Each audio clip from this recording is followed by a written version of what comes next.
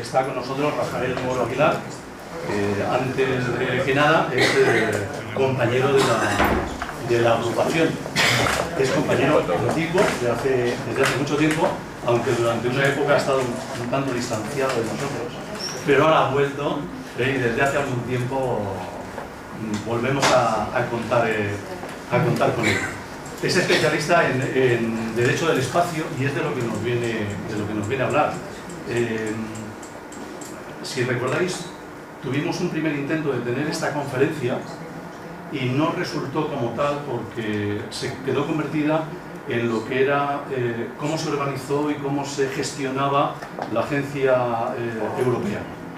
No tanto el derecho en el espacio, o sea, lo que nos viene a contar hoy Rafa, de eso, qué pasa si hay un robo en el espacio o un asesinato o alguien llega y dice esto es mío, lo planto yo aquí y la luna es mía y la vendo por placer, de ese tipo de cosas. Y como seguro que no habéis leído todo lo de la web, os presento a Rafa. Dice que además de astrónomo aficionado es abogado especializado en Derecho Espacial. Es licenciado en Derecho por la Universidad Autónoma de Madrid, tiene un máster en Leyes por la Universidad de Michigan, también es graduado en la Universidad Internacional del Espacio.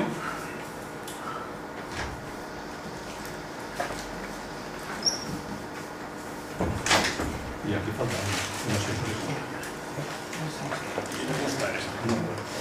no ha salido. Y es mi campo. Aquí falta una... Ahí lo que pasa es que está muy extractado, está muy extractado. Eso es un fotomontaje. Es que sale. Hay otros artículos y trabajos sobre derecho espacial atrás y me sacaron las fotos. y frecuentemente una ponencia sobre este campo en España y Pero no otros es montaje por ordenador. Había realmente una foto de Marte, de paisaje de Marte. Bueno, oye, lo siento. No te preocupes. Hace algo tan mal. Quien tenga interés en ver el currículum completo, que vaya a la agenda de la web, que está ahí completo, hombre, y merece la pena. Y Rafa, de verdad que lo siento, pero esto se ha impreso mal. No te preocupes, así lo más importante así que faltaría es que cada año voy a las sesiones de Derecho Espacial de la ONU, que tienen lugar en Viena, en la sede de la ONU en Viena, en Austria, y como parte de la delegación española, y desde hace 14 años. Y que nada, gracias por venir, espero que os guste. Pues, Rafa, todo muy bien. Nada. Gracias, Enrique. Gracias por la presentación. Y a pesar de todo, te voy a agradecer públicamente. Quiero decir que que muchísimas gracias por alguien de tu eficacia y de tu profesionalidad, y que es un lujo para esta agrupación tener a alguien haciendo este trabajo como es verdad. Yo soy vosotros los ponentes. Yo solo os presento. No, decir como vamos a ponente buscar. que estoy presionado. Muchas gracias.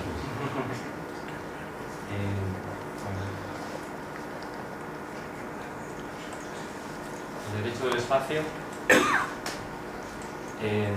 tiene fecha de nacimiento, que es el de la misma carrera espacial, el 4 de octubre de 1957. Y antes hubo algunas personas, algunos abogados un poco visionarios, que echaron a volar su imaginación, antes incluso de la Segunda Guerra Mundial, y dijeron, bueno, ¿qué pasaría si algún día la técnica permite volar al espacio? ¿Qué derechos aplicaría? ¿Cómo respondería el derecho internacional a esto? Pero bueno, son un puñado de ellos. Realmente el derecho al espacio en sí nace en los años 50 y especialmente con el lanzamiento del Sputnik. No sé si alguno de vosotros lo recordáis, estuviste, lo recordáis, os suena vagamente, pero fue una conmoción a nivel mundial que se pusiera el primer satélite alrededor de la Tierra y bueno, en Estados Unidos creo que incluso paraban las sesiones de cine y salía la gente a mirar al cielo a ver si podían ver el satélite y no lo conseguían, claro. Pero bueno, la primera norma de derecho al espacio se puede decir que nace este mismo día o en los días siguientes. ¿Por qué? Porque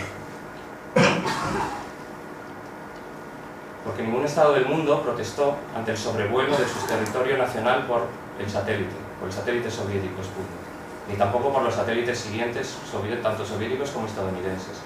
Todos parecieron aceptar de buen grado que a partir de esa fecha los estados podían poner satélites en órbita y observar sus territorios sin ningún tipo de problema.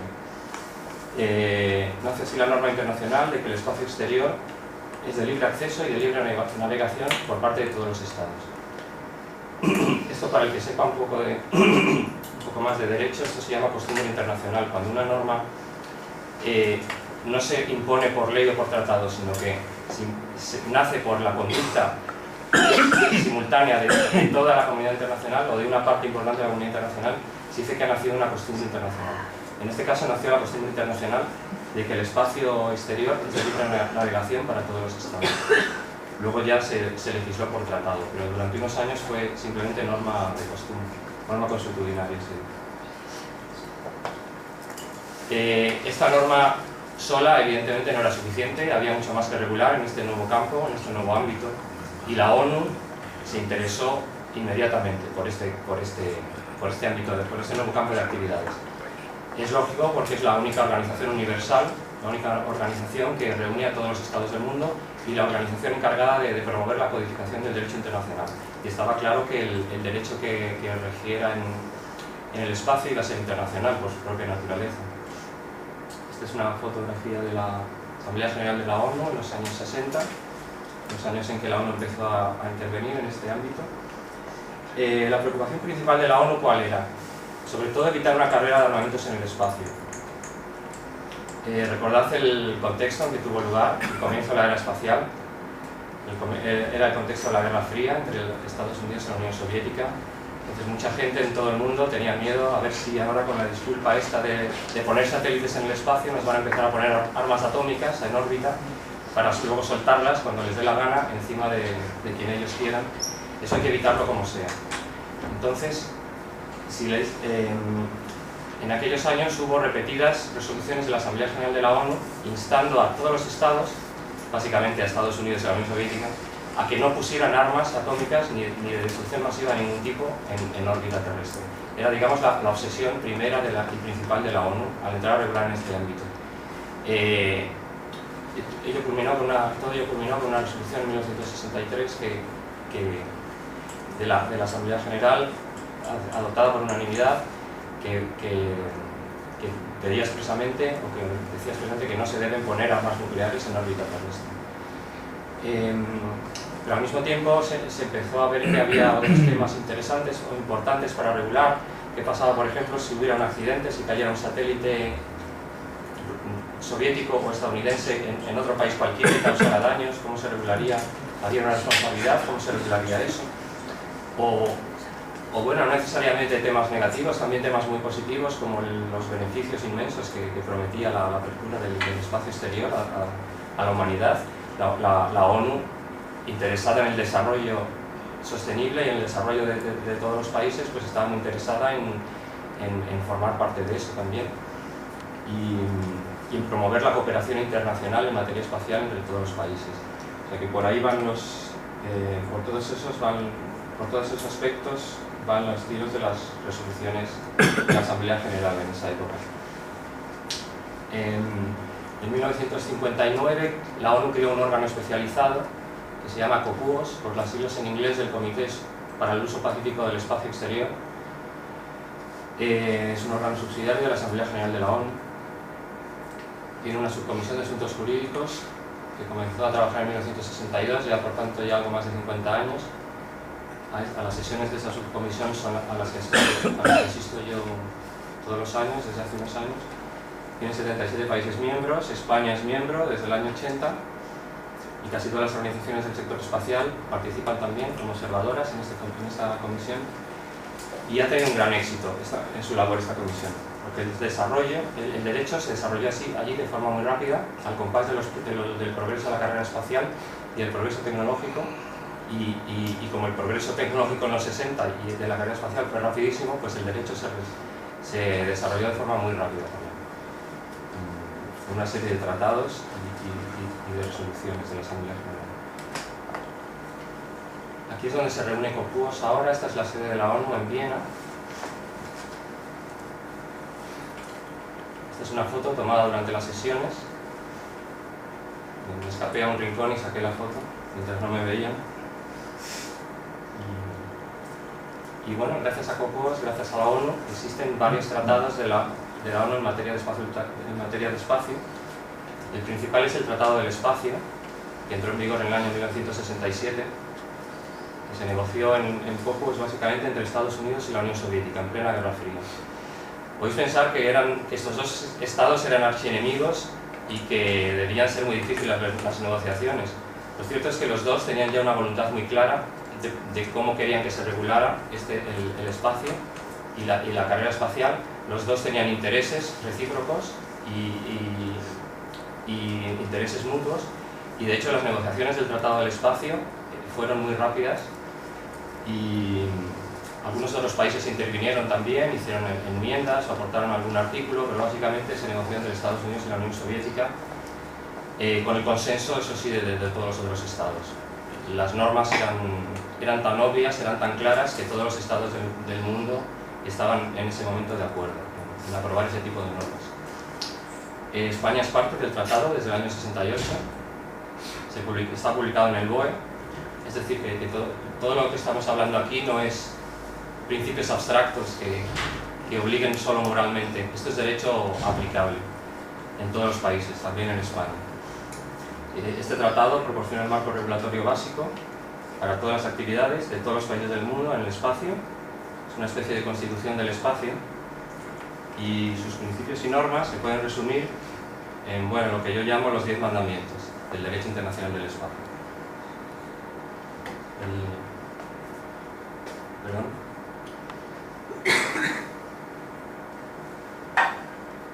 El mandamiento número 1 es lo que ya hemos comentado, que fue norma costumbre al principio.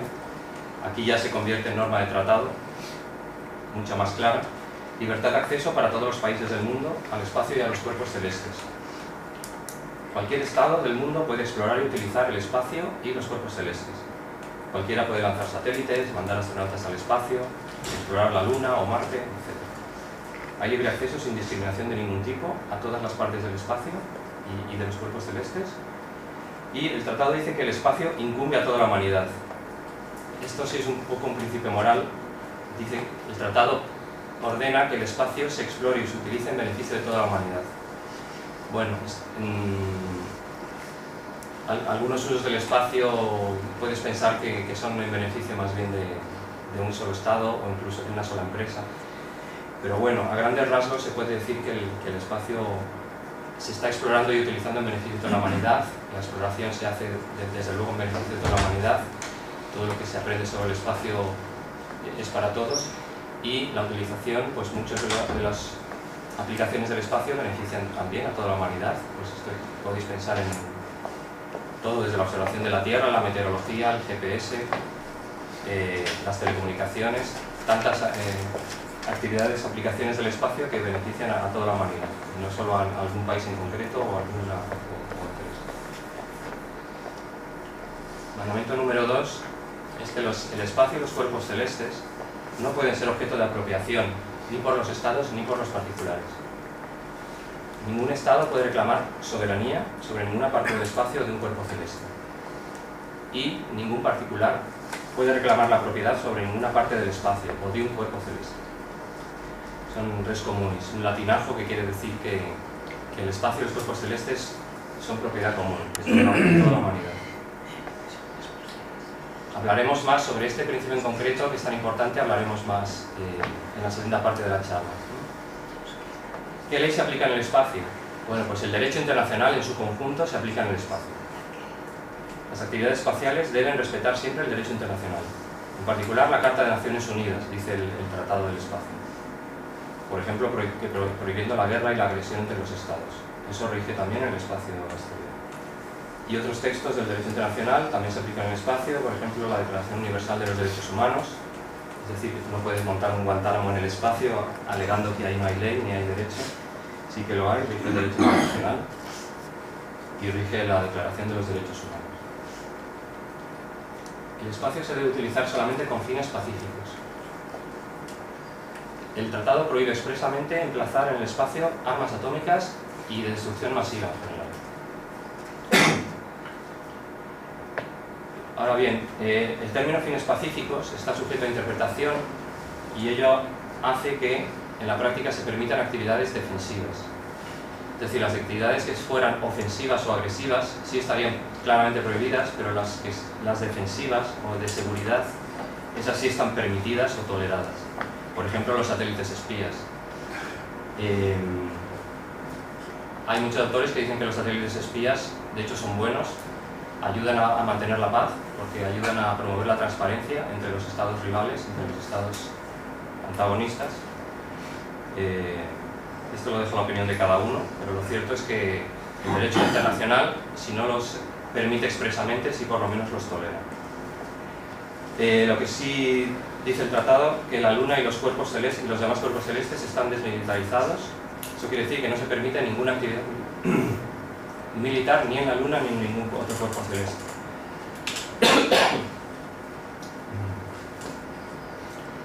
Los astronautas se consideran enviados de la humanidad, dice el tratado. Esta es una retórica muy bonita, que nadie sabe muy bien qué significa, porque mientras no se descubra a nadie más por ahí fuera, pues ante quién son enviados, ¿no? Pero bueno, en los años 60, el optimismo de los años 60 se trasluce en algunos de estos artículos del tratado, por ejemplo en este. Y bueno, sí tiene una consecuencia práctica, que es que todos los estados del mundo se comprometen a ayudar a los astronautas y a rescatarles en caso de peligro, aterrizaje forzoso o de emergencia o en caso de accidente. Eso sí que es una obligación clara para todos los estados de ayudar a los astronautas, de rescatarles y de devolverles a sus países. Y de hecho es algo tan importante, era tan importante, sobre todo para la Unión Soviética, si a alguien le interesa le puedo contar por qué, que se negoció al año siguiente un tratado específicamente sobre los astronautas, sobre la asistencia y la devolución de los astronautas. ¿Podéis imaginar por qué era tan importante para la Unión Soviética lo de que me devuelvan a mis astronautas? Hubiera quedado muy mal, después de todo el esfuerzo de propaganda ganado con el primer Sputnik, el primer cosmonauta y todo esto, quedaría muy mal que uno de sus cosmonautas cayera en aterrizaje forzoso en Estados Unidos y pidiera asilo, por ejemplo, político. Este tipo de cosas. Al mismo tiempo a Estados Unidos le interesaba mucho, si un astronauta suyo caía en la Unión Soviética o detrás del telón de acero en general, que también que se lo devolviese. ¿En qué año se firmó este? 68. El Tratado del Espacio 67, el Tratado de los Astronautas 68.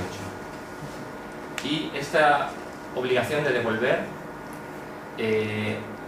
se extiende a los objetos espaciales. Los objetos espaciales o sus partes que se encuentren caídos en tierra se deben devolver al país o a la organización que los lanzó. También se incluye en el mismo tratado. Y esto sucede muy a menudo en la práctica, Muy a menudo aparecen, pues no sé, en Argentina aparece una pieza de un Ariane, de una etapa de Ariane que ha vuelto a caer, o en Sudáfrica aparece una etapa de un cohete Atlas o de un cohete ruso, y se devuelven formalmente por un cauce de la ONU que ya hay preestablecido, se devuelven estos objetos formalmente al país que los ha lanzado.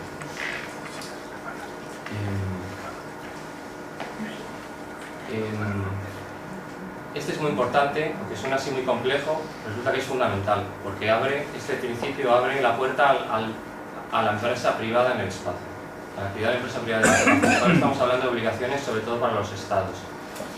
¿Y qué pasa con las empresas? ¿Pueden también actuar en el espacio? ¿Pueden también enviar sus satélites? Bueno, obviamente sí, llevan muchos años, llevan décadas ya haciéndolo, ¿no? Gracias a este artículo, a este artículo 6 del Tratado del Espacio. Se permite a las empresas que actúen en el espacio, pero siempre deben tener un Estado detrás respaldando sus actividades. Los Estados se hacen responsables de las actividades espaciales de sus empresas, asociaciones privadas que tengan su nacionalidad. Surge así la obligación para los Estados de controlar las actividades espaciales privadas. Todas las empresas que están actuando en el espacio, todas tienen un Estado detrás que los está autorizando y supervisando, todas. Y este es el origen de las leyes espaciales nacionales. No voy a hablar de ese tema, que nos saldría mucho del derecho internacional que os voy a hablar hoy, Pero hay muchos países ya que tienen leyes espaciales nacionales. El pionero fue obviamente Estados Unidos, pero después ha habido varios otros que regulan bajo qué condiciones obtienen sus empresas autorización para desarrollar actividades espaciales y el modo en que de la posterior supervisión por el estado de estas actividades.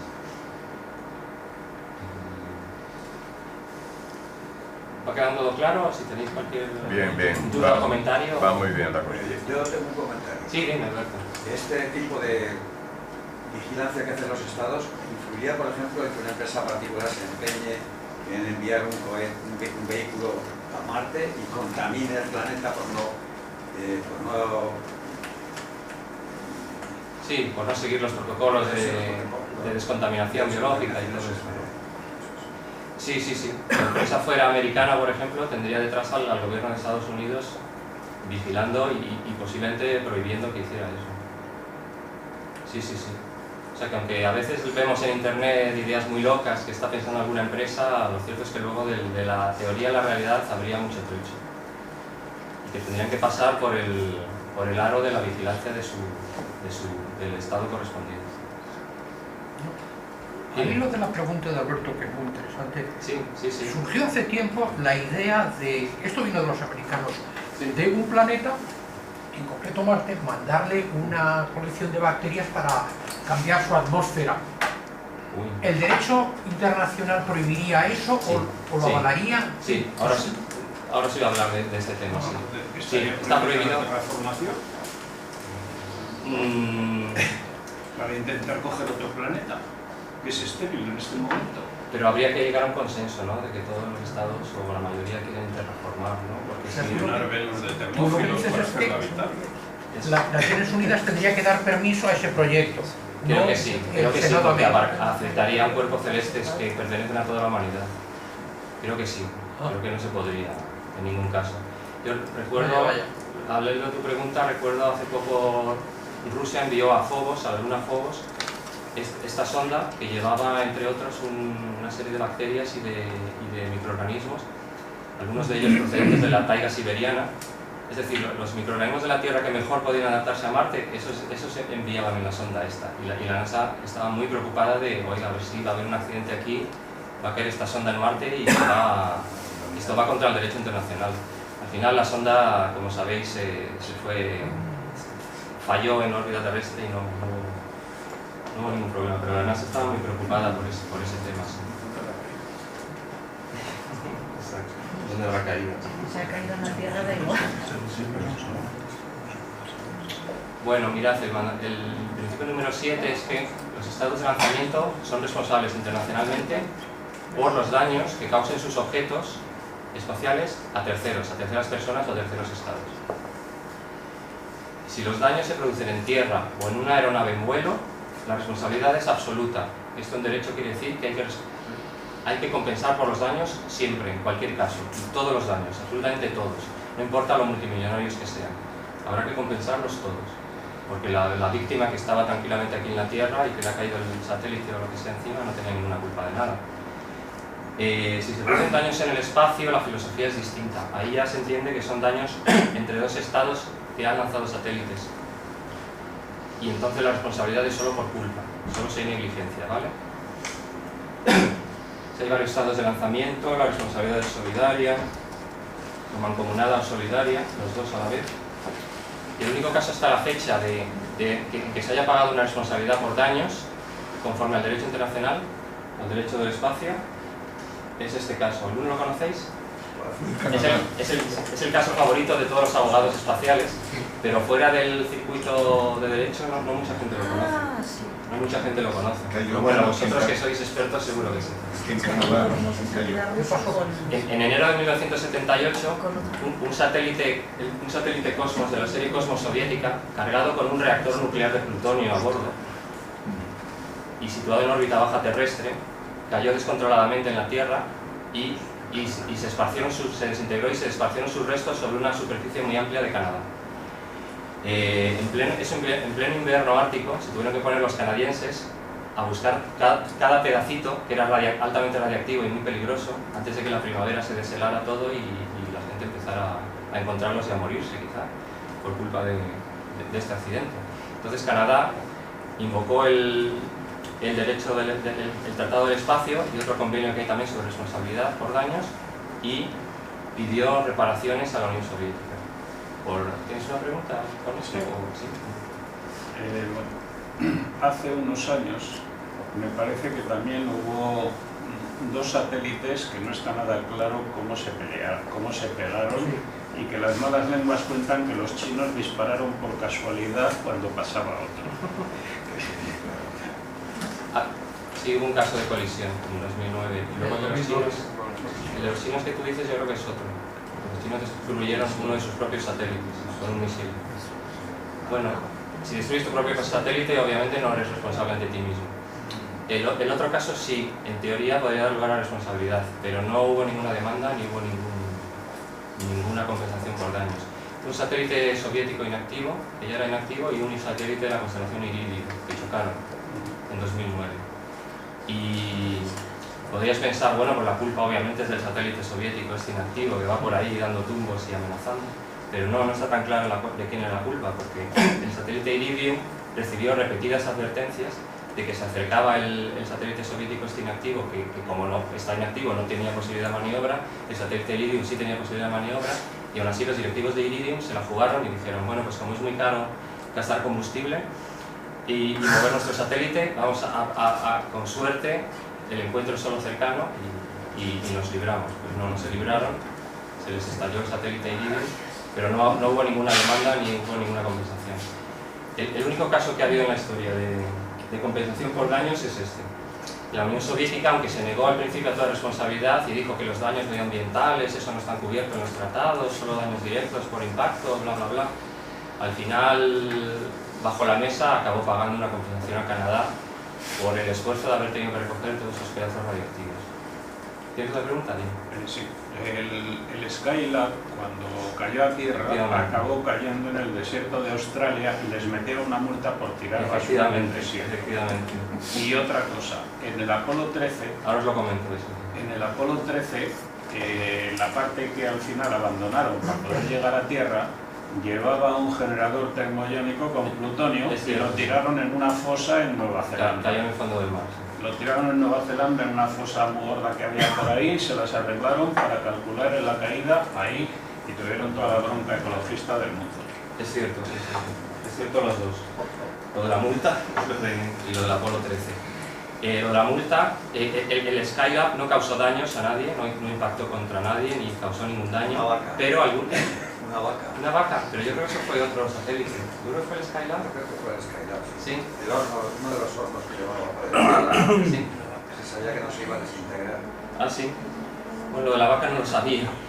Lo que sí sé es que cayeron unos pedazos en un parque de Canadá con un cartel muy grande que ponía no littering, prohibido echar basuras. Y los encargados del parque dijeron, ah sí, pues ahora multamos a la NASA por habernos tirado basuras en nuestro parque. Y enviaron la multa a la NASA a Washington y nunca se pagó. Esa multa nunca se pagó. La NASA se escaqueó de pagar. Hay otro aspecto que también contamina, pero no es directamente de satélite. El lanzador ruso Proton utiliza hipergoles, es decir, utiliza un combustible que es altamente corrosivo, altamente contaminante, y cuando no lo consume todo en el vuelo, a la caída suele caer en América del Sur. Y entonces creo que la Unión Soviética también paga en estos casos la limpieza del sitio donde cae. Pero no es un satélite, claro, es una... Pues no tengo noticias de este caso. Bueno, enteraré a ver. De este caso que dices no tengo noticias. En cambio, yo sé que sí que han caído naves y satélites soviéticos o restos en América del Sur, pero nunca habían causado daños. Entonces no ha habido compensaciones. Daños directos no, pero caer con toneladas de claro, eso hay que limpiarlo. ácidos de la hidracina. Claro, eso es muy tóxico. Es muy tóxico y muy corrosivo. Eso es muy tóxico, hay que limpiarlo, sí. Bueno, pues me enteraré, sí.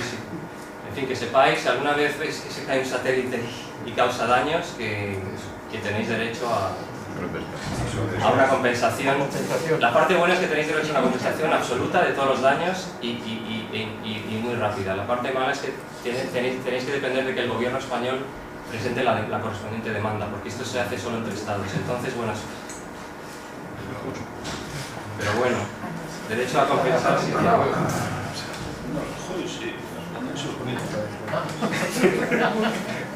bueno, el principio número 8 es que todos los satélites y objetos similares se registran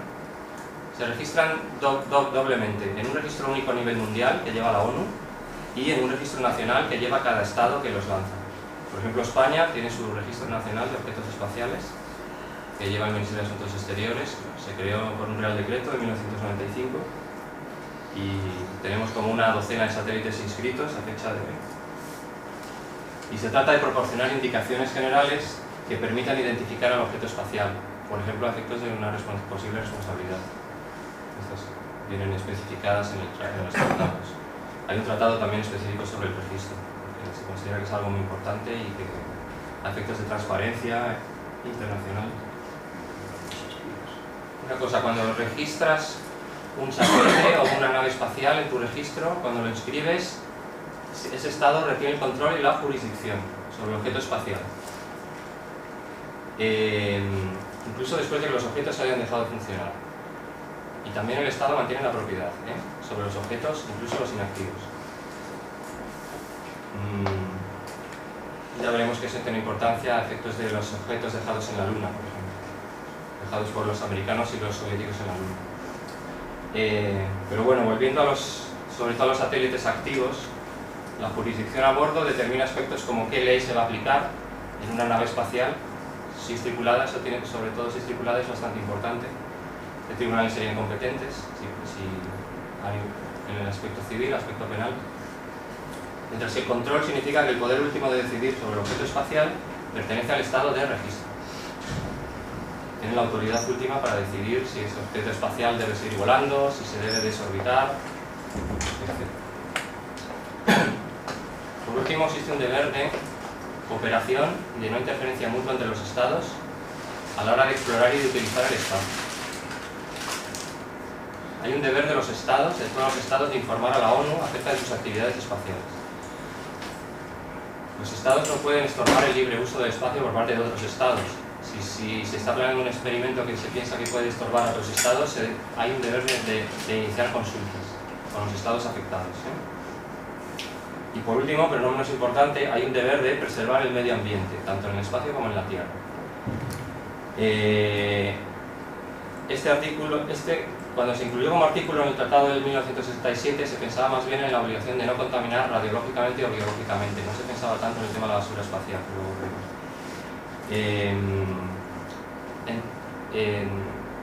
Entramos aquí en el campo fascinante y muy poco conocido de la protección planetaria. ¿Sabéis todos lo que es la protección planetaria? No. El tratado es muy general. Dice que los estados deben tomar medidas pertinentes para no contaminar biológicamente los planetas, y la Luna y los planetas. Simplemente dice eso. Y ya vosotros os apañáis, vosotros decidís qué medidas son esas. Entonces, un comité de investigación espacial, COSPAR, es el que ha desarrollado lo que ellos llaman la política de protección planetaria, que son los modos y los métodos de evitar la contaminación biológica de los otros cuerpos celestes y también de prevenir la contaminación biológica de la Tierra si alguna vez se traen muestras de otros cuerpos celestes. Básicamente es esto, no sé si habéis oído hablar de temas como la cuarentena en que pusieron a los primeros astronautas que fueron a la Luna, por ejemplo. Alberto, por supuesto, lo sabe. Estuvieron bastantes días en cuarentena, llegas tan contento después de haber pisado la Luna por primera vez en la historia y en vez de darte una ducha en tu casa, pues no, te meten en un cuarto oscuro ahí y te tienen 20 días, o no sé cuántos fueron, porque pensaban que a lo mejor venían contaminados con microorganismos lunares.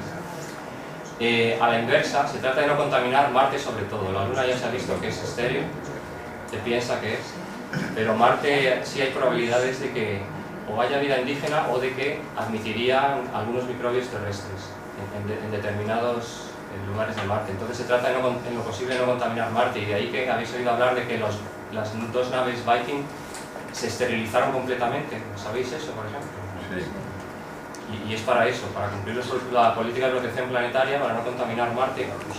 y era especialmente importante en unas naves que iban precisamente a buscar vida en Marte. Era especialmente importante que no llevaran vida terrestre, o llevaran la menos posible. Los soviéticos dicen que también han cumplido la política de exploración planetaria en sus naves a Marte. Hay gente que dice que no está seguros. Es posible que Marte esté ya totalmente contaminado con bichos soviéticos, pero bueno. En fin, ellos en las conferencias internacionales siempre decían que no, que cumplieron los protocolos. En fin. Desde los años 70 vienen diciendo que sí, que los cumplen. Sí, ¿verdad? No de ahora últimamente, sino de los años 60. Sí. Lo que pasa es que la primera nave que impactó en Marte, que fue una soviética en los 60, ahí es donde está la duda. De que probablemente esa no iba esterilizada y de que... Dijeron que sí. Luego dijeron que sí. Está en Nature, en la revista británica. Bueno, yo leí un libro sobre protección planetaria que decían que había dudas, que algunos autores tenían dudas de que realmente se hizo así. Precisamente contestaron bueno, esas dudas cuando esas dudas aparecieron en la prensa. 71, sí, no, pero creo que la primera vez soviética incluso antes, que se estrelló, no se posó, sino que se estrelló. Puede ser, sí, por ahí. ¿Sabéis qué es esto, no? Es España visto desde la Estación Espacial Internacional. Me encanta esta foto. ¿Todo claro hasta ahora? ¿Todo bien? Sí. Creo, sí, una sol de salvamento.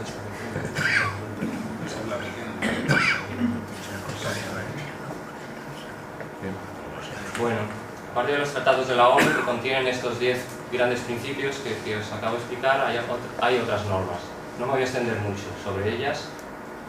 Que sepáis que existen, sobre todo hay varias resoluciones de la Asamblea General que regulan aspectos como la captación de imágenes por satélite o el uso de energía nuclear en el espacio. En el caso de la observación remota de la Tierra, ¿cuál es la regla básica? El principio general es la libertad de observación. Aunque la Unión Soviética y otros estados se opusieron fuertemente a que se aprobara esa libertad de observación, que es básicamente también una libertad de espionaje, pero bueno, por lo menos de libertad para todos. Yo te espío a ti, pero tú también puedes espiarme a mí. El principio básico es entonces la libertad de observación para todos, combinado, eso sí, a petición de los estados del tercer mundo o en desarrollo, que hubiera un libre acceso de los estados a los datos, sin discriminación de ningún tipo. Es decir, que si yo soy un estado en desarrollo, no tengo mis satélites de observación, pero sé que el Landsat está observándome mi territorio y sacándome fotos, pues que tenga derecho a acceder a esos datos. Y efectivamente así es, eso se cumple por las agencias espaciales. Y lo mismo el empleo de fuentes de energía nuclear en el espacio, aunque es solo una resolución de la Asamblea General, no es un tratado, pero también los estados están siguiendo esta resolución. Básicamente la resolución lo que pide es dos cosas: que se reserve la energía nuclear a las misiones interplanetarias, donde es indispensable, mientras que en órbitas terrestres pues valen normalmente los paneles solares. Pero si no hay más remedio que usarla en órbita terrestre, que al final de la vida activa del satélite, que se eleve el satélite lo suficiente como para que tarde décadas o incluso siglos en caer, para que cuando caiga a la Tierra ya no sea radiactivo. Y también, y esto viene al hilo de lo del cosmos soviético sobre Canadá, los canadienses lo pidieron, que si se va a producir un accidente que se avise a la comunidad internacional, porque los soviéticos no avisaron de nada, claro. Eran siempre hechos con suma. Pero bueno, ¿tienes una pregunta, Alberto? No. Ah, vale. Entonces, aunque son de cumplimiento voluntario, pero que los estados las siguen, estas normas. Lo mismo las de derecho espacial, que luego, de basura espacial, que luego os comentaré. Lo único que los satélites militares, en vez de llevar el satélite a la órbita de larga duración, lo que hacen es disparar directamente al reactor. Ah, claro, sí. Que es más barato. Sí, es verdad, lo he leído eso. Sí. Y lo dejan allí en órbita hasta que Claro. no se sabe cuándo, en realidad no es difícil seguirlo, solo puede seguir con radares. Claro, sí. Sí, de hecho que los cosmos estos soviéticos que usaban reactores nucleares, la idea era elevar el reactor, dejar el resto de la nave, que básicamente era un radar enorme de espionaje de la flota americana, eso eran estos satélites, y enviar el reactor nuclear lo más alto posible, pero les falló en 2 o 3 ocasiones la del Cosmos que cayó en Canadá, luego en el 83 hubo otra falsa alarma, que estuvo todo el mundo a ver dónde nos cae ahora el reactor. Es que los satélites nucleares no pueden llevar paneles solares por lo bajo que vuelan. Ah, sí. Ah, claro, por el rozamiento. Con la leve atmósfera que Para hay evitar el- enseguida. Para evitar el rozamiento. En la guerra de las Malvinas me parece No, que pero la, sí. la Unión Soviética lanzaba un satélite semanal.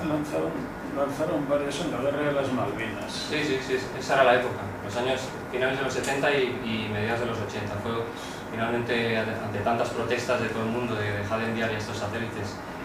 Y llegó Gorbachev y por fin, entre los muchos cambios que hizo, pues cortó su programa. Perdón. Bueno, todos sabéis lo que es esto. Estación Espacial Internacional, el orgullo de la tecnología humana. El proyecto espacial internacional más complejo, emprendido hasta la fecha. Como abarca muchos estados, ha necesitado un tratado especial para regularlo.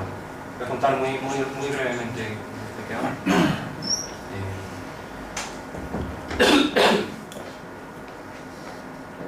Se llama Acuerdo Intergubernamental. ¿Vamos bien de tiempo? Tiene un tratado especial que regula la Estación Espacial Internacional, se llama el Acuerdo Intergubernamental, IGA en inglés. España es el original se firmó en el 88, cuando era la estación Freedom, pero luego ya se cambió a la ISS y se incluyó a Rusia. La versión actual data del año 98. Y España es parte. El tratado se publicó en el BOE, de nuevo es derecho aplicable en España. El ICA establece una cooperación a largo plazo entre los socios para el diseño detallado, el desarrollo, la operación y la utilización de una estación espacial civil, nada de usos militares, permanentemente tripulada, con fines pacíficos y de acuerdo con el derecho internacional. Se establece la igualdad de todos los socios, pero también dice el tratado que la NASA tiene un papel principal como coordinador de todo el programa. Hay algunos acuerdos bilaterales adicionales que dan los detalles técnicos, mientras que los grandes principios jurídicos están en el tratado desde el 98. Por ejemplo, se establece que no hay responsabilidad por daños entre los socios de la Estación Espacial Internacional. ¿Qué quiere decir? Que si una Soyuz, cuando va a atracar, hay un accidente y se desvía y daña un módulo europeo o japonés, pues que no va a haber demandas por daños. Entre amigos, entre socios, no nos vamos a demandar, ¿vale? Lo que se llama en inglés cross waivers, en el lenguaje jurídico inglés. Cross waivers. También establece el tratado que cada socio registra los objetos que aporta a la estación. Por ejemplo, la ESA registró Columbus, que es el módulo europeo. Japón registró el Kibo, que es el módulo japonés. Canadá registró su brazo robótico. Cada socio retiene entonces la jurisdicción sobre dicho objeto, así como sobre los materiales y el personal que va a bordo. La propiedad industrial en la estación, si se produce un invento en la estación, se va a patentar en el estado del módulo, que haya registrado el módulo donde se ha producido el invento. En el caso del módulo europeo, pues lo patentaría la ESA y todos los estados europeos tienen derecho, todos los estados, perdón, miembros de la ESA tienen derecho a usar esa patente. Creo que sí. Recuerdo bien, esa es la política de propiedad industrial de la ESA. Aquí están los astronautas investigando el módulo Columbus europeo. ¿Y qué pasa si a uno de ellos se le va la olla y causa daños a la estación o a otro astronauta? El tema famoso de los delitos en el espacio. Bueno, pues la jurisdicción criminal en el derecho espacial en general sería el estado que haya registrado la nave espacial la que tendría competencia para juzgar ese delito, pero en la Estación Espacial Internacional se ha negociado una solución diferente. Va a ser cada socio o estado parte tiene jurisdicción sobre sus respectivos astronautas nacionales que estén a bordo de la estación. Es decir, que es el estado del presunto autor el que va a enjuiciar, el que tiene derecho o prioridad a enjuiciar al astronauta que haya cometido un delito en el espacio. Así se evitan problemas de inmunidad diplomática y de Y también el módulo de la ESA, hay varios estados que tienen jurisdicción, no solo uno, entonces ¿quién juzgaría? Para solucionar todos esos y otros problemas prácticos se decidió esta solución. Entonces, si se produce un delito a bordo de la estación espacial, habría consultas entre los dos estados afectados, el del autor y de la víctima. El Estado Nacional del autor, acordaos, siempre el del autor primero, podrá ejercer su jurisdicción, tiene los 90 días para hacerlo. Si declina hacerlo, entonces el Estado Nacional de la víctima también puede ejercer su jurisdicción. La extradición del astronauta autor también es posible. Y el propio tratado IAEA sería la base para esta extradición, si no hay tratado de extradición entre los estados. Y también es obligatoria la asistencia mutua entre los estados afectados. ¿Este tema queda claro o más o menos? ¿No hay libertad de movimiento entre los diversos habitantes? Perdón, dime. ¿No hay libertad de movimiento entre los diversos...? Sí, absolutamente. Los astronautas se mueven por todos los módulos sin importar de qué estado sean, quién los haya registrado, totalmente, sí. Los rusos duermen en el americano, los europeos trabajan en el ruso, precisamente para evitar eso, para evitar que entonces si se produce un delito puede ser en cualquiera de los módulos y lo lógico es que sean los estados de las personas implicadas, vaya, y no el estado del módulo, que puede ser totalmente fortuito, vaya. En qué módulo ha sucedido un crimen o un delito o lo que sea. Dime. ¿Habrá ahí cierta jerarquía? O sea, ¿habrá una autoridad dentro de la estación? O sea, si hay alguien que se le va la olla, como tú dices, ese hambre hay que recluirlo, hay que aislarlo, habrá un sitio y habrá una forma por la fuerza, que lógicamente... Efectivamente, sí. No os voy a hablar de esto porque no quería alargar demasiado la charla. No está en la exposición por eso, pero también, además del tratado también hay un código de conducta de la tripulación. Ese código de conducta dice que el comandante, en cada misión de la Estación Espacial Internacional, el comandante es el responsable de garantizar la seguridad de la misión y el éxito de la misión, la seguridad de los tripulantes, y tiene facultad para el uso de la fuerza, siempre que sea proporcionada. ¿Vale? No puede ir con armas ahí a poner orden, tiene que ser siempre algo proporcionado. Si no hay más remedio, realmente se ha vuelto loco el astronauta, pues bueno, lo reducimos por la fuerza, pero sí, se deberían usar los métodos antes, ¿vale? ¿Y hasta ahora no se han peleado nunca? Nunca, no ha habido ningún caso, ¿no? Conocido, ningún caso. Nunca, no ha habido ningún caso. Estamos hablando de algo teórico que los abogados pues decidimos prevenir, más vale prevenir que curar, y si sucede esto, pues venga, vamos a establecer esto. Pero afortunadamente los astronautas son gente íntegra y profesional y no se pelean en el espacio. Bueno. ¿Ha habido algún caso de irregularidades? Sí, eso sí. ¿Ha habido algún caso de irregularidades en el espacio? ¿Algún astronauta que se deprimió? ¿Algún astronauta que hicieron cosas por lucro personal y luego les abrieron un expediente por eso? Pero delitos en el espacio no se han cometido nunca. Esto es una posibilidad teórica, de momento. Esperemos que siga siendo. Ya veremos. Cuando se estrelló la Progress en la Mir, al final acabó en nada, ¿no? Porque hubo una bronca bastante buena. Sí. Y el astronauta que estaba guiando, el cosmonauta que estaba guiando reconoció que es que llevaba mucho tiempo sin dormir o que estaba medio deprimido y que todo eso le afectó y que por eso se provocó el accidente. Sí. Y porque no iba en automático, que era como funcionan bien los soviéticos. Sí. Era para ahorrar. Sí. Eso fue entre ellos. Sí. Pero además en el marco de la estación nunca habría responsabilidad, por lo que os he dicho, que han acordado no demandarse por daños entre ellos.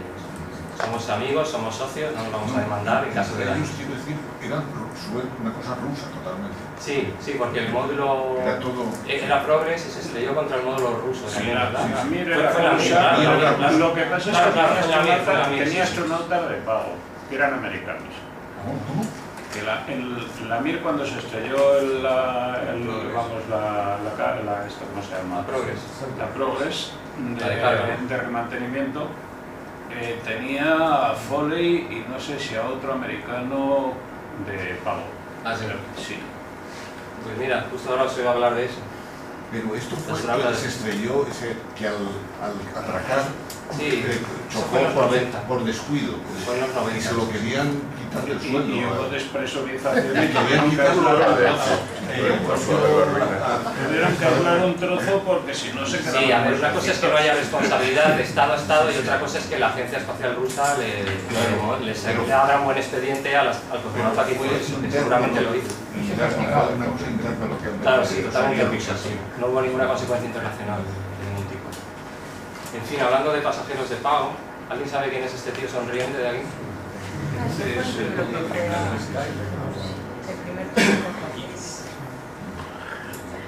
Denis Tito, o Taito, como creo que dicen ellos, es el primer turista espacial de la historia. En el año 2001 pagó $20 millones por subir a la Estación Espacial Internacional a bordo de una Soyuz soviética. Y contra la opinión de la NASA, que era contraria a admitir este uso comercial turístico, sí, comercial, pero además comercial turístico de la estación. Por los comerciales no me importaría tanto, pero como tiene mucha visibilidad, le molestó a la NASA especialmente. Pero bueno, los rusos se empeñaron y al final consiguieron que subiera que subieran más y que se tuviera que aprobar un acuerdo nuevo regulando esta actividad. Turismo espacial orbital son los Tito y los otros 7 que han subido a la Estación Espacial Internacional. Me parece que ya se estaba preparando otra persona ahora para retomar los vuelos, porque ahora llevamos bastantes años sin turistas espaciales. Y esto está regulado por un acuerdo especial llamado Principios de la Tripulación, Crew Members Principles, negociado entre la agencia rusa y la NASA y que firmaron todos los socios de la estación en el año 2001. Es decir, justo en el momento de Tito. Tito lo provocó. Este acuerdo introdujo la categoría nueva, totalmente nueva en derecho internacional, en los tratados, cualquier tratado internacional, de los participantes en el vuelo espacial o tripulantes visitantes, y reguló el proceso y los criterios para su selección, su formación y su certificación como astronautas. Que sepáis que estos señores, aunque se les llame turistas, pero tienen que seguir un proceso muy riguroso también de selección, de formación en la Ciudad de las Estrellas y es que el tema está muy controlado, vaya, que no puede subir cualquiera simplemente porque pague, bueno, simplemente porque pague 20 o 30 millones, creo que va por $30 millones ya el pasaje. Pero subió como un tripulante, es decir, tenía... Dime, Alberto. Subió como un tripulante, es decir, tenía algo que hacer, o subió como un pasajero. Subió como pasajero. A ver, Tito subió como pasajero. No le encontraron así nada que hacer, y entonces suena a risa, pero sí, hizo lo que todos los turistas hacen, se puso a sacar fotos, se pasó los 7 días que estuvo, creo que estuvo una semana o así, sacando fotos. Y luego otro que subió después, uno ya un poco más serio, Mark Shuttleworth, dijo que subía, aunque se lo pagaba de su bolsillo, pero que él era el primer astronauta sudafricano de la historia. Y ha subido 2 veces. Ha habido uno o dos que han subido 2 veces. Sí. Ha subido 2 veces. Sí, y Garriott también. Y Garriott también ha subido 2 veces. Shuttleworth no me acordaba. Bueno, el caso es que dijo que él subía, pero a condición de que le dejaran hacer experimentos, que incluso él los pagaba también de su bolsillo, experimentos de la agencia sudafricana y de quien quisiera, y él, por ejemplo, sí estuvo haciendo muchos experimentos. En fin, yo creo que depende ya un poco de la personalidad de cada uno. Unos son más turistas, otros se sienten más científicos, más pioneros, y hay para todos los gustos. Subió, no sé si os acordáis, subió también el fundador del Cirque du Soleil. Subió, se autoproclamó el primer payaso en el espacio, se puso una nariz roja de payaso y se hacía las fotos flotando con la nariz roja de payaso. Bueno, no sé, a lo mejor eso le dio mucha propaganda a su circo, no sé. En fin. Otra pregunta. ¿Esto sabéis lo que es? El Museo de Washington. Sí, muy bien, Jaime, sí.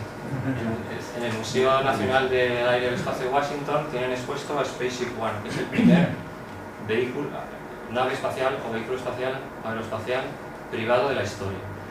La primera nave construida totalmente con capital privado y que subió más allá de los 100 kilómetros con tripulantes. ¿Pero fue lanzada desde un avión o algo así? Sí. Spaceship One, bueno, que ahora está preservada en un museo, no se ha vuelto a volar más, después de subir varias veces en el año 2004, no ha vuelto a subir más. Y lo que hizo en la empresa, junto con la empresa nueva Virgin Galactic, que compró la patente, es desarrollar el Spaceship Two, que es este. La configuración sería, primero este avión inmenso subiría a la nave tripulada, a la nave suborbital, hasta una altura de, no sé si son 15 kilómetros o 16 kilómetros, y allí le suelta a la nave. Lo mismo se hizo con Spaceship One, pero a escala más pequeña, ¿vale? Pero en Spaceship Two estamos hablando de una nave bastante grande, que lleva a 6 turistas y 2 pilotos. Entonces lo suelta, después de unos instantes cayendo, se enciende el motor, y el motor le pone a Mach 3, y después ya por pura inercia llega hasta el espacio, bueno, o hasta los umbrales del espacio, depende de gustos. Las personas que vayan dentro podrán experimentar la ingravidez durante varios minutos, pueden ver la curvatura de la Tierra, el negro del cielo, y ganan sus alas como astronautas según la Federación Astronáutica Internacional. Todo aquel que suba más de 100 kilómetros gana alas de astronauta. Y nada, por el módico precio de $250.000. Que yo tampoco los tengo, pero bueno, ya es más barato que lo del que ir a la estación. Sí. Todo esto era muy optimista, se seguía un calendario muy optimista de que iba a empezar a pasar cualquier año, y el año pasado pasó. El prototipo se destruyó en un vuelo de prueba, el único que existe hasta ahora. Se está construyendo uno nuevo, pero bueno, el único que existía hasta ahora se destruyó, se murió el piloto, el copiloto se salvó de milagro, o al revés, y va a haber un parón, con el turismo suborbital va a haber un parón. A esa altura no hay reentrada, ¿no? No hay reentrada, no. Las naves son más simples porque no hay reentrada, entonces te ahorras todo el tema de la protección térmica, y lo único que caen muy lentamente, además, relativamente lentamente, se les va frenando aerodinámicamente, les va frenando la propia fricción y la propia atmósfera, les va frenando, y bajan planeando y aterrizan planeando del mismo sitio donde salieron. Que en este caso hay planeado un puerto espacial, Space for America, podéis oír hablar a lo mejor, en Nuevo México. Un edificio así muy bonito, muy futurista, en mitad del desierto, y bueno, sería desde ahí desde donde saldrían estos vuelos. Hay más empresas preparando este tipo de vehículos, no solo Virgin Galactic, hay varias más. Pero la verdad es que Virgin era la más avanzada y ha sido una excepción, sí, que se haya destruido su prototipo. Pero bueno, la idea está ahí, digo yo que la acabarán cumpliendo, sea esta empresa o sea otra. Y la idea es muy atractiva, la idea es que ahora mismo los pasajes son muy caros, pero que irán bajando con el tiempo, y con el tiempo casi cualquier persona que ahorre pues puede llegar a ser astronauta y visitar el espacio. Esa es la visión optimista. Ya veremos luego. En fin, que sepáis así dos pinceladas. No hay ninguna regulación internacional sobre esta actividad, se regularía únicamente por el derecho nacional. Solo hay una regulación en el mundo de esta actividad, que es la de Estados Unidos. Estados Unidos aprobó una ley en el año 2004 que autoriza este tipo de vuelos suborbitales tripulados. No solo los autoriza, sino que los promueve, con una legislación muy favorable para los operadores. Y en 2006 también se emitió una serie de reglas de seguridad para todos los vuelos que despeguen del territorio de Estados Unidos, o, me falta decir aquí, o que despeguen desde otros países pero operados por empresas estadounidenses. Es decir, una empresa estadounidense podría, por ejemplo, operar desde España y tener vuelos suborbitales desde España. Hay una empresa suiza también que se está planteando este tipo de vuelos suborbitales tripulados, se llama S3, y decían que iban a lanzar desde Canarias, pero bueno, lo dijeron hace un par de años y luego no se ha vuelto a ir a hablar del 100 asunto. kilómetros son los límites, son límite oficioso del espacio. Sí, esto es muy importante. Aunque lo lanza ahí en una nota pequeña y tal, es que no quería alargar más con la charla, pero de hecho es un tema muy importante. Nadie sabe, a día de hoy, después de 60 años de carrera espacial, nadie sabe dónde termina el espacio aéreo y dónde empieza el espacio exterior. Nadie sabe, ni hay ningún límite oficial. En COPUOS, en el Comité del Espacio de la ONU, se lleva discutiendo desde los años 60 este tema y no hay posibilidad de acuerdo, porque hay varios estados, sobre todo Estados Unidos, Francia, los occidentales, se niegan rotundamente a que se apruebe ningún límite. La Unión Soviética propuso en su día que se adoptaran los 100 o 110 kilómetros. Muchos otros estados están de acuerdo en que sean los 100 o 110 kilómetros. Incluso ha habido un país ya que lo puso en su ley espacial nacional, que es Australia. Curiosamente, no te esperas mucha actividad espacial de Australia, pero bueno, tienen ley espacial y pusieron el límite de 100 kilómetros, como a partir del cual empezó a regir su ley espacial. Pero ahí ya no hay atmósfera, ¿no? Es que el tema es que lo lógico sería cuando se acaba la atmósfera empieza el espacio, ¿no? Pero es que no hay un límite, no hay un límite definido. La atmósfera se va disipando poco a poco, y no solo eso, no hay límite definido. Encima el límite variaría con la actividad solar, por ejemplo. Cuando más actividad solar, más atmósfera, más alta, menos actividad solar, más baja. Entonces, yo he leído estudios científicos que dicen que sí, que más o menos a los 100-110 kilómetros se nota que hay un cambio, pero es que es una zona de la atmósfera muy poco conocida además. O sea que no hay criterios científicos muy claros para poner un límite ahí. Los 100 kilómetros está muy en la mente de todos, en la mente, así en el subconsciente colectivo, de que es el límite del espacio, porque mucha gente lo ha defendido, número uno, a nivel personal, y porque, bueno, es un número redondo que se te queda fácilmente y que es fácil de recordar y fácil de admitir, y por eso es el límite oficioso del espacio. Bueno, y también hay una razón oficial o oficiosa, que es que un organismo internacional, pero no gubernamental, la Federación Astronáutica Internacional, usa los 100 kilómetros como el límite a partir del cual te conceden alas de astronauta a las personas. Todo el que suba más allá de 100 kilómetros, este organismo en concreto, no la NASA, no la ONU, no nadie, este organismo en particular en concreto usa el límite de los 100 kilómetros. Y cuando se convocó el premio que ganó SpaceX One, también pusieron como límite los 100 kilómetros. Es decir, que es un límite que es oficioso, pero que cada vez ves más en más sitios. Con lo cual es muy posible que acabe siendo costumbre internacional. ¿Os acordáis de la costumbre que os contaba al principio, de que la libertad de navegación al principio fue por costumbre, no por tratado? Pues esto es posible que se acabe aprobando también o adoptando por costumbre y no por tratado. Porque Estados Unidos, Francia, todos se niegan, Reino Unido, todos se niegan rotundamente a aprobar los 100 kilómetros. ¿Hay ingravidez a los 100 kilómetros? Sí, a esa altura ya... Bueno, la gravedad depende más bien de... La gravedad depende más bien de cómo sea tu vuelo. 100 kilómetros es órbita ya. No.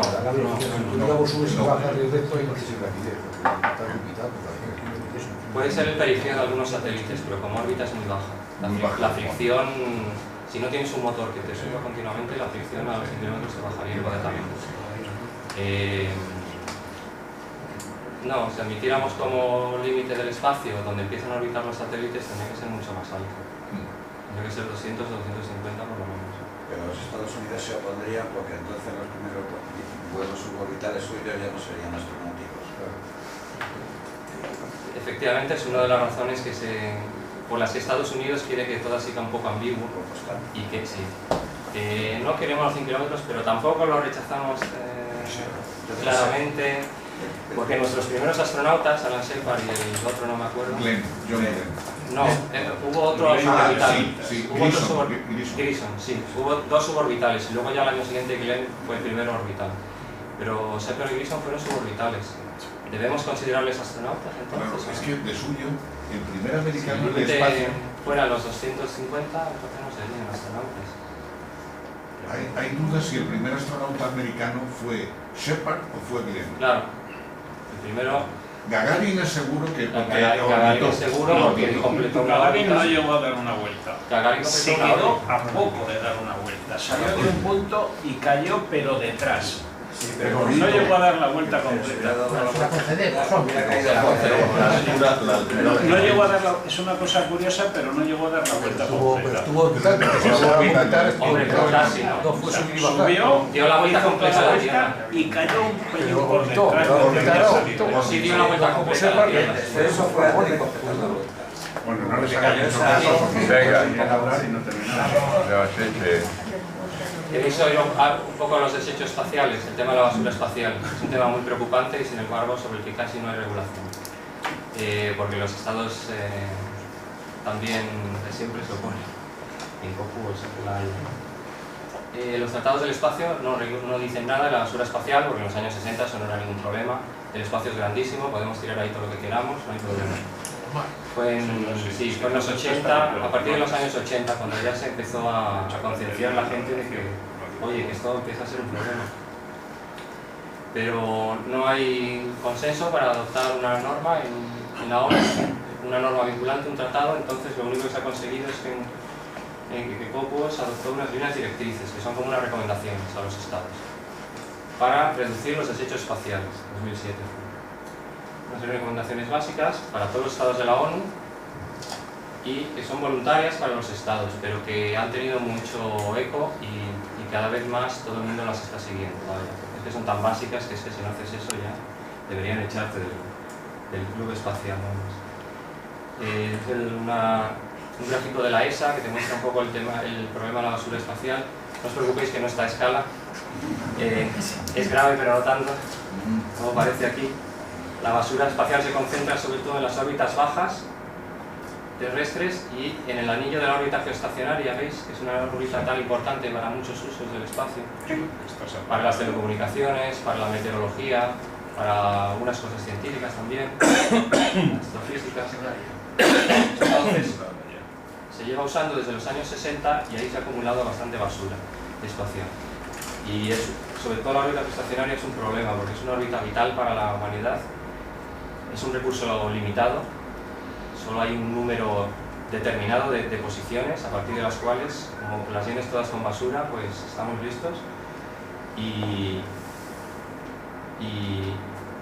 eso que se lleva usando desde los años 60 con muy poca conciencia durante años de dejar las posiciones libres para el que viene detrás. Entonces lo que dicen las directrices de COPUOS es que se debe promover la reducción a corto plazo, que se procure evitar la producción de desechos mientras se planea la misión, que se eviten las colisiones en órbita, todo lo posible, que se eviten las desintegraciones accidentales en órbita, por ejemplo, que si te queda mucho combustible en tu satélite puede ser que explote y pues venga, mucho más. En fin, todos hemos visto Gravity, ¿no? Ya sabemos a lo que puede conducir todo esto. Síndrome de Kessler, lo habéis oído hablar, ¿no?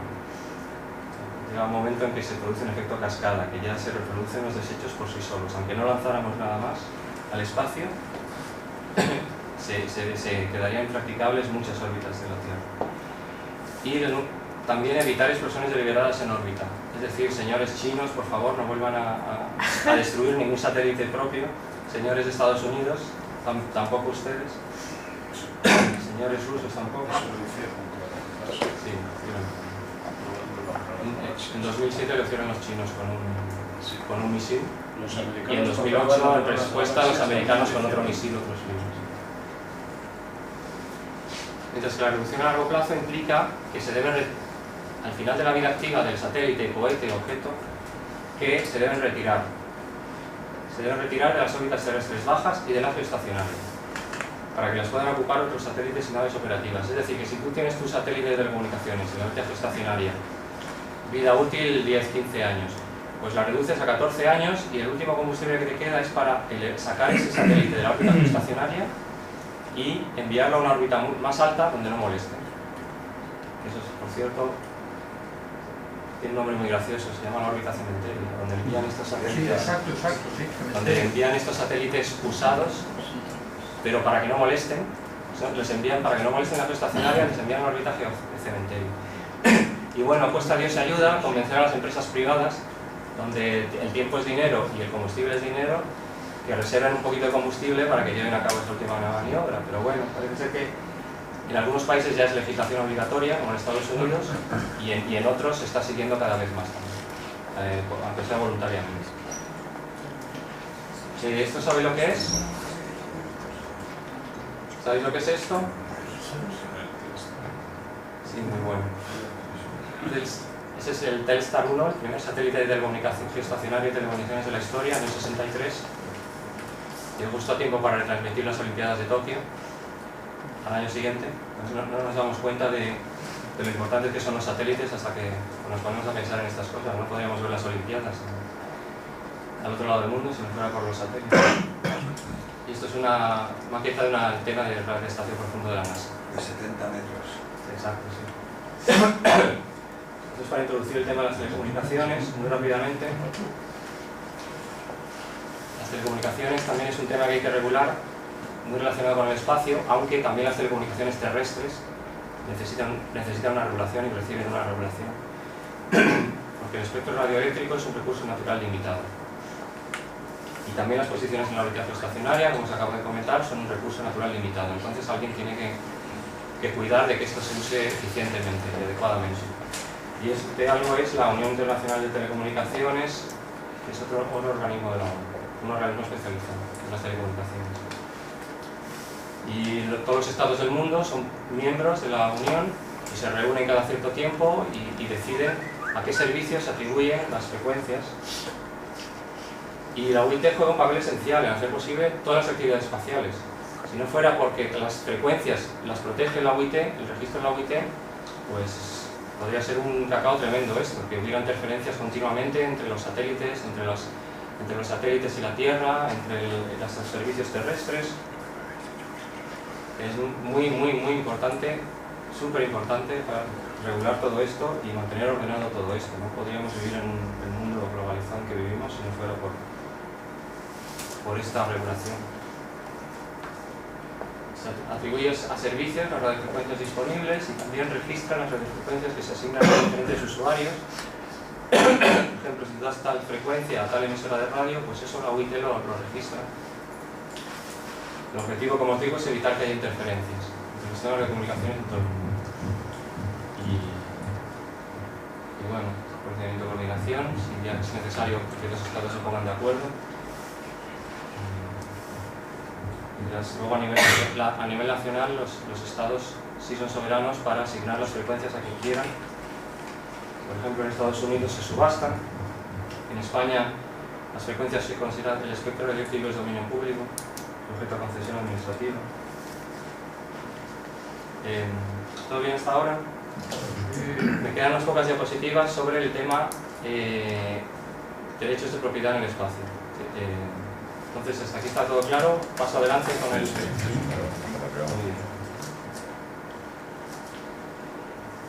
Recordemos que según el Tratado del Espacio de 1967, ni el espacio ni los cuerpos celestes pueden ser objeto de apropiación nacional. Ningún país puede reclamar su soberanía sobre ninguna parte, ni del espacio ni de un cuerpo celeste.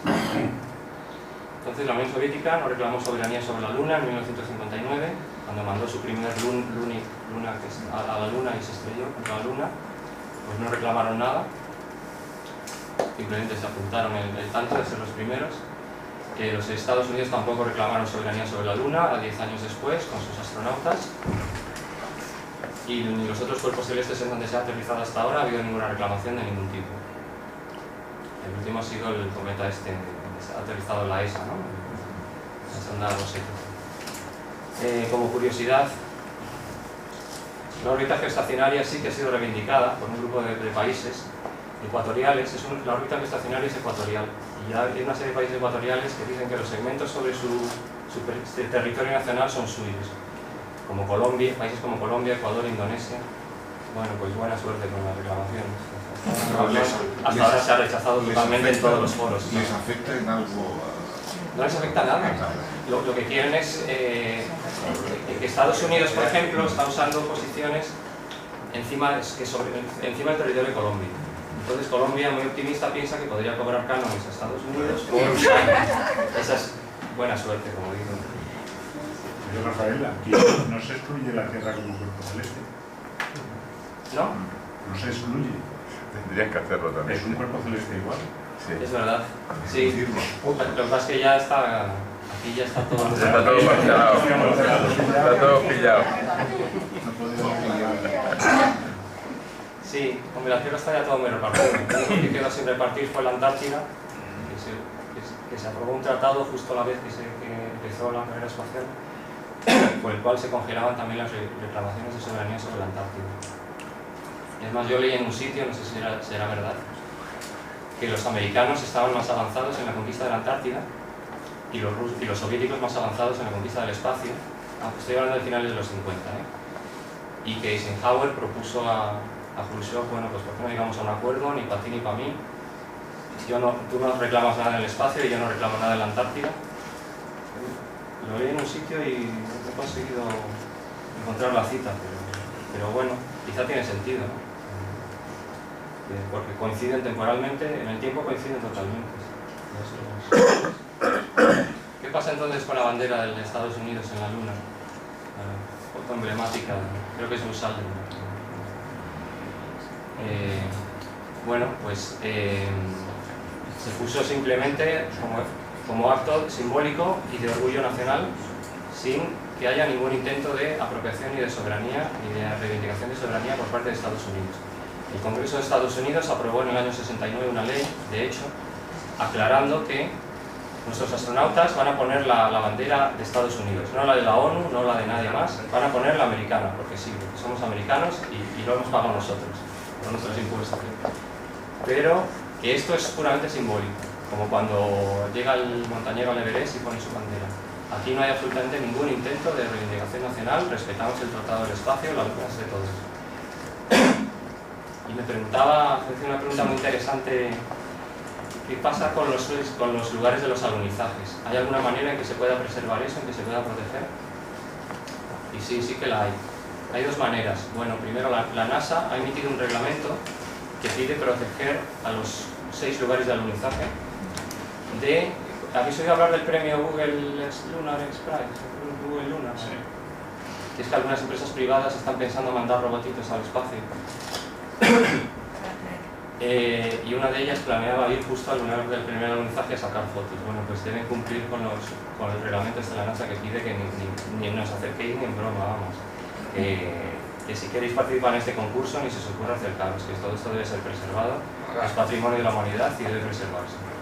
Y luego hubo una iniciativa en el Congreso de Estados Unidos de preservar estos lugares de alunizaje. Lo que pasa es que les salieron los críticos diciendo que el Congreso de Estados Unidos no tiene jurisdicción sobre la Luna. Esto lo tendría que hacer la ONU. Tendría que hacer la ONU o si acaso un montón de países que se pusieran de acuerdo en preservar los lugares de los alunizajes. En Estados Unidos de forma unilateral no puede. Lo de los robotitos está bien porque por fin, sí, para los que dudan de que se ha llegado a la Luna, eso seguirá dudando. Eso seguirá dudando, que si les llevaras ahí seguro que seguirían dudando. Aunque si les llevaras ahí seguro que seguirían dudando, pero bueno. Es un caso de decía Galileo que metía cosas en el... Sí.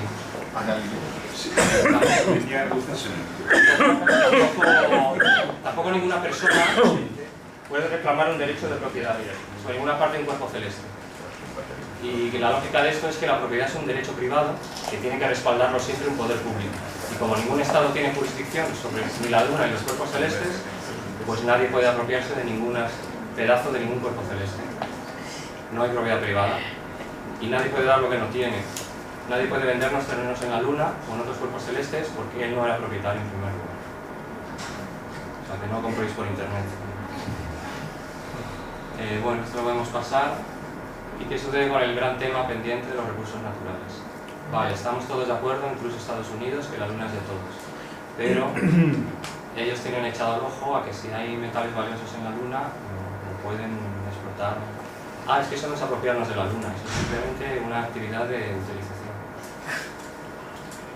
Hay un tratado, el Tratado del Espacio no dice nada, el Acuerdo sobre la Luna del año 79 sí que dice expresamente que los recursos naturales también son patrimonio de la humanidad y deberían explorarse según un régimen internacional que acordarían los estados, pero ni Estados Unidos ni casi ningún país ha aprobado el Acuerdo sobre la Luna, ese es el problema. Entonces no es derecho internacional que se les aplique a ellos. No sé si hay tiempo para unos poquitos casos prácticos sobre este tema, sobre estos temas de los que os he hablado. Algunos son ficticios y otros son reales. A ver si adivináis enseguida cuál es ficticio y cuál es real. Bueno, este es fácil. Una nave rusa solicita visitar la base lunar Clavius de Estados Unidos, pero se le niega el acceso de forma permanente alegando motivos de cuarentena. Esto lo plantea Clark en 2001.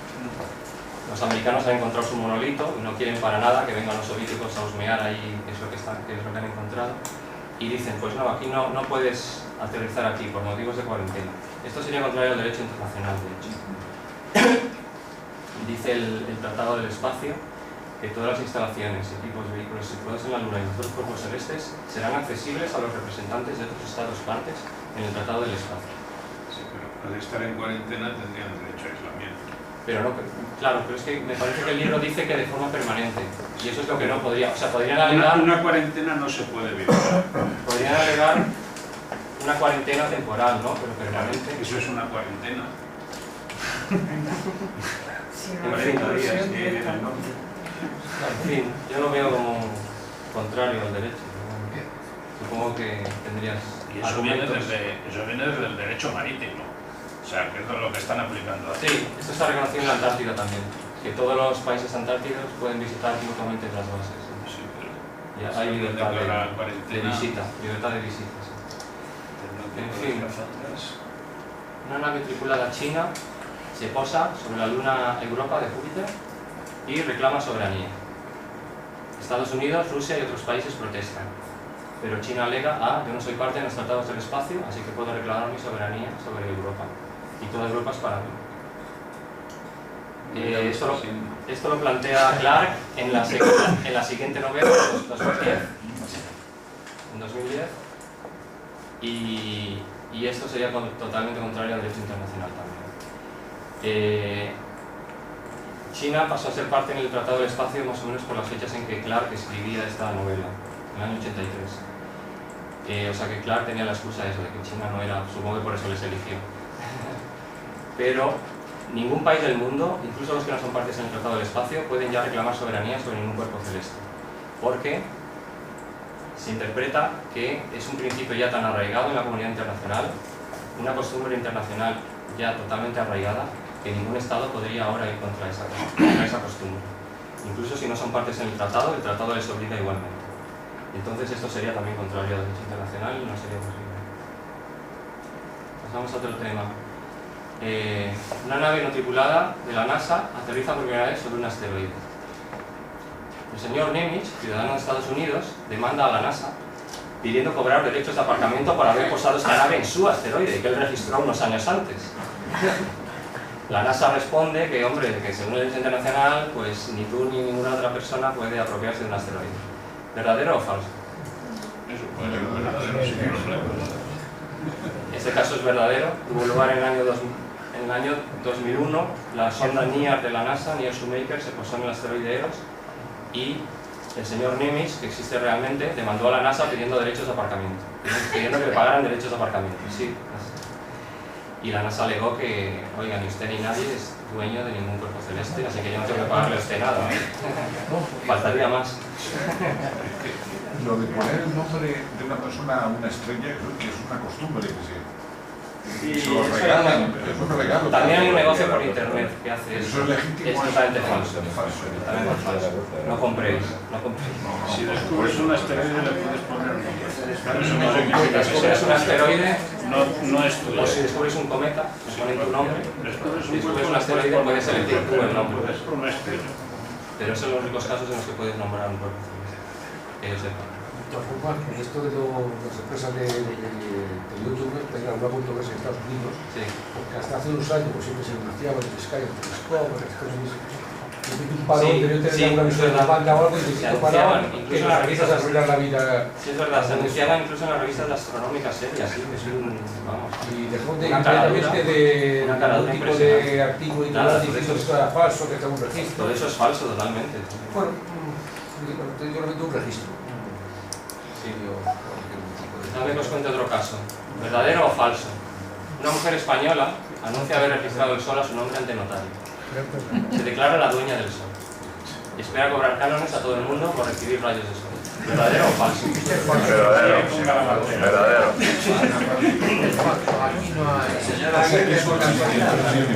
Es totalmente cierto, señora. Una señora de Galicia, para más señas, Muy bien, muy bien. ya estará harta de chupitos de lujo y encontró a un notario, a un ignorante, que le registró el sol y salió en el mundo. Esto salió en el mundo en el año 2010, en noviembre del 2010 o por ahí, si queréis que lo buscaron en la hemeroteca, salió. Esperando cobrar cánones la señora a todo el que use el sol. Hay que tener morro. Pues nada, esto que sepáis que no paguéis nada, eso sí. ¿Dime? ¿El notario sigue en ejercicio? Deberían haber expulsado el cuerpo, vamos. Vaya ignorante. Entonces, por no saber el derecho espacial, no saber que existe el derecho espacial. Ahora vosotros sabéis ya muchísimo más que ese notario. Una empresa llamada Lunar Embassy Corporation vende por internet terrenos en la Luna. En 2004 un grupo de juristas de todo el mundo dijo que eso era contrario a los tratados del espacio de la ONU. En respuesta, la empresa se declara país no miembro de la ONU, país independiente, no miembro de la ONU, responde a un tal gobierno galáctico y ahora vende terrenos también en los planetas, como en Mercurio, que me imagino que serán parcelas muy soleadas, y en satélites como Io, que me imagino que no hace falta calefacción allí, con los volcanes, pues bueno. ¿Verdadero o falso? Eso es verdad. Verdadero. Triste pero verdadero. Triste pero verdadero. Es posible que hayan vendido 2,5 millones de terrenos en la Luna hasta la fecha. Increíble, pero hay gente En la barata. Luna son todos. Hay gente barata. ¿Costaba el metro cuadrado? Lo venden por acres, es una empresa americana. Y no sé si es baratito, sí, supongo que por eso la gente pica. No sé si son $20 el acre o algo así. Y te dan un título de propiedad y un mapita de la Luna donde sale una flecha diciendo dónde está tu parcela. Triste pero cierto. No compréis, no compréis. No tiene ninguna base legal. A este caso, un millonario americano compró la nave soviética Luna 21 y un rover soviético que están los dos en la Luna. ¿Verdadero? Verdadero, es verdad. Es verdadero. En una subasta que hubo en Moscú en el año 93, Richard Garriott, que luego fue turista espacial, por cierto, en la estación, compró los restos de la Luna 21 y el rover, que ese sí está perfectamente, en perfecto estado, solo que está contra un cráter o no sé qué historias. Y tiene el título de propiedad, el señor este. Yo no sé qué utilidad le reporta ser dueño de una cosa que no va a haber visto nunca, pero bueno. Es la única persona física en el mundo que es propietario de algo situado en la Luna. Eso sí puede decirlo, mira, con orgullo. Porque todo lo demás, los propietarios son los estados. Sí, claro, si son herederos, si se empieza a ver turismo a la Luna o lo que sea. Rafa, dime. En este caso, ha cambiado el país del que es el propietario. Efectivamente. ¿Ha cambiado la responsabilidad? Bueno, en este caso responsabilidad no va a haber, porque un objeto posado en la Luna y inactivo, pero sí, no cambia la responsabilidad, siempre seguiría siendo responsable ahora es Rusia. Rusia es la heredera de todo lo de la Unión Soviética, todos los objetos espaciales de la Unión Soviética. Ahora sería responsable Rusia si se causara cualquier daño, pero no puedo pensar qué tipo de daño puede causar un rover inactivo en la Luna. Pero además es el que el la foto se perdió, no se sabe dónde está. Sí, pues él se lo compró de todas formas. Claro. Y luego creo que estuvo mirando en fotos del Lunar Reconnaissance Orbiter, este que tiene tanta definición, y dicen que lo habían encontrado. Pero tiene razón que estuvo perdido por el... No es posible ver un detalle tan pequeño como el Nubajod en la Luna. Si no habrían visto la base del Apolo. Bueno, solo han visto. Los sitios de alunizaje sí los han visto. El LRO está... Y hasta la sombra de la bandera. Sí, eso está fotografiado. Bueno, este ya lo he anunciado antes, ya lo he destripado antes. Efectivamente hay empresas privadas en el marco de un concurso que están pensando en enviar pequeños robots a la Luna. Lo que no podrían es aterrizar en el lugar del primer alunizaje, por esto que os he comentado, que la NASA ha prohibido rotundamente a estos señores que participan en este concurso que se acerquen, no sé si son 100 metros o 300 metros o no sé cuánto, a los lugares del alunizaje. Sí, incluso han puesto una distancia de seguridad. En fin, creo que este es el lugar del primer alunizaje, el LRO. También varía, el perímetro varía porque en el Apolo 11 caminaron muy poco.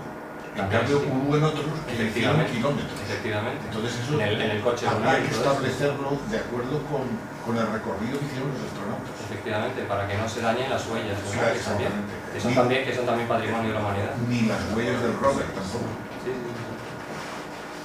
Bueno, una sonda de Japón encuentra una gran cueva natural bajo la superficie lunar. Una empresa japonesa decide emplazar allí su hotel lunar. La primera parte es verdadera, la segunda es ficticia. La Kaguya japonesa encontró estos huecos que ahora se interpreta que son aberturas hacia el subsuelo de la Luna, y bueno, pues sería un buen sitio, sí, para un hotel lunar el día que se decida construir uno. Japón o quien sea puede construir en la Luna lo que quieran y sería el dueño del edificio, del módulo y de todo lo que vaya a la Luna, porque nunca jamás sería dueño, por muchos años que estuviese ese hotel ahí, del terreno bajo el hotel. Eso siempre es patrimonio de toda la humanidad. ¿Y con qué lo iban a construir? ¿Dime? ¿Con qué lo iban a construir? Pues yo no sé, esto es un proyecto que vi por internet. ¿No es suyo? Es un proyecto que vi por internet de base subterránea en la Luna. ¿Cómo? Que se lo tienen que construir con material local, el material local no puede ser suyo porque es de toda la humanidad. No, o sea, a ver, material en cantidades limitadas sí que se puede usar. El material, no sé, el regolito, esto sí se puede usar. Porque no está claro, si encuentras metales valiosos en la Luna sí te los puedes quedar, eso es lo que no está claro. Pero el material abundante de la Luna eso se puede usar sin problemas, incluso agua, si se descubre que es realmente abundante en la Luna, como parece que ahora se ha descubierto, pues también podrías usarlo. ¿Qué pasa si detectas uranio en la Luna y decides comercializarlo? Pues esta es la gran duda. Esto es un vacío del derecho espacial. Algún día habrá que regularlo. ¿Cómo se va a explotar los metales valiosos, los recursos valiosos, si los pueden hacer las empresas? Con el helio 3. El helio 3 famoso de la Luna. ¿Lo puede explotar una empresa? ¿Lo puede explotar un país? ¿Lo puede explotar toda la humanidad? Yo votaría porque fuera toda la humanidad, pero luego ya veremos.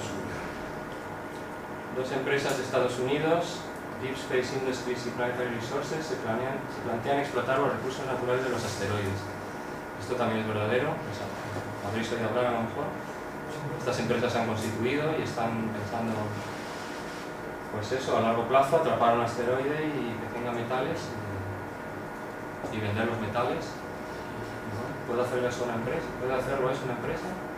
¿Sería mejor un consorcio en nombre de toda la humanidad? En fin, el futuro está cada vez más próximo, estas cosas habrá que regularlas. Lo que no está regulado ya habrá que regularlo.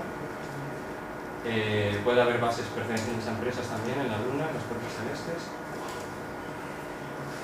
Yo preferiría que la Luna y los cuerpos celestes sigan siendo patrimonio de la humanidad, porque si no se va a abrir la puerta a muchos conflictos. Esperemos que el derecho del espacio permitirá seguir explorando y utilizando el espacio, la Luna, los cuerpos celestes en beneficio de todos. Por lo menos ese es mi deseo. Espero que sea el vuestro también. Muchas gracias por su atención.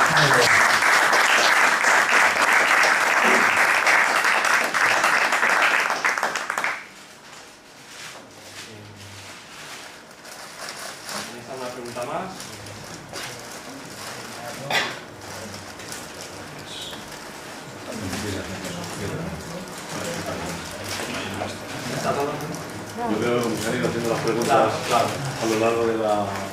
Pues gracias por vuestra atención y si tenéis alguna pregunta otro día, yo encantado, solo venir por aquí. Pues nada, gracias. Muchas gracias.